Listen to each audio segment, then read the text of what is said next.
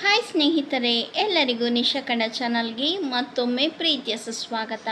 ಇವತ್ತಿನ ವಿಡಿಯೋದಲ್ಲಿ ಸಪೋಟ milk shake ಯಾವ ರೀತಿ ಮಾಡೋದು ಅಂತ ಈ ವಿಡಿಯೋದಲ್ಲಿ ತಿಳಿಸ್ಕೊಡ್ತಾ ಇದ್ದೀನಿ.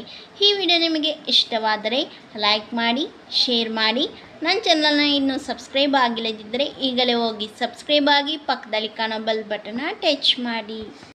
ಸಪೋಟ ಮಿಲ್ಕ್ ಶೇಕ್ ಮಾಡೋದಕ್ಕೆ ನಾನಿಲ್ಲೊಂದು ಮಿಕ್ಸಿ ಜಾರ್ ತೊಗೊಂಡಿದ್ದೀನಿ. ಆ ಮಿಕ್ಸಿ ಜಾರಿಗೆ ನಾನು 4ರಿಂದ 5 ಸಪೋಟ ಸಿಪ್ಪೆ ಎಲ್ಲ ತೆಗೆದು ಅದರಲ್ಲಿರುವ ಬೀಜನೆಲ್ಲ ತೆಗೆದುಬಿಟ್ಟು ಈ ರೀತಿ ಸಪೋಟನ ಕಟ್ ಮಾಡಿ ಇಟ್ಕೊಂಡಿದ್ದೀನಿ. ಈಗ ಇದನ್ನು ಮಿಕ್ಸಿ ಜಾರಿಗೆ ಹಾಕ್ಕೊಳ್ಳೋಣ.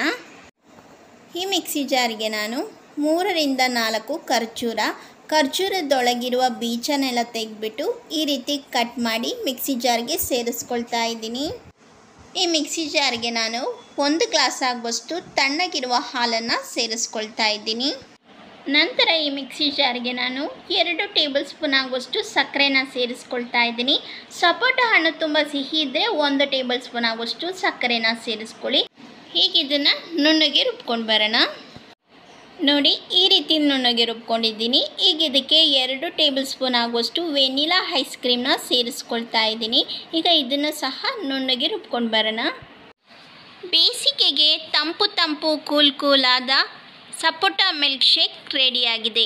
ಈ ವಿಡಿಯೋ ನಿಮಗೆ ಇಷ್ಟವಾದರೆ ಲೈಕ್ ಮಾಡಿ, ಶೇರ್ ಮಾಡಿ. ನನ್ನ ಚಾನಲ್ನ ಇನ್ನೂ ಸಬ್ಸ್ಕ್ರೈಬ್ ಆಗಿಲ್ಲದಿದ್ದರೆ ಈಗಲೇ ಹೋಗಿ ಸಬ್ಸ್ಕ್ರೈಬ್ ಆಗಿ, ಪಕ್ಕದಲ್ಲಿ ಕಾಣುವ ಬೆಲ್ ಬಟನ್ನ ಟಚ್ ಮಾಡಿ.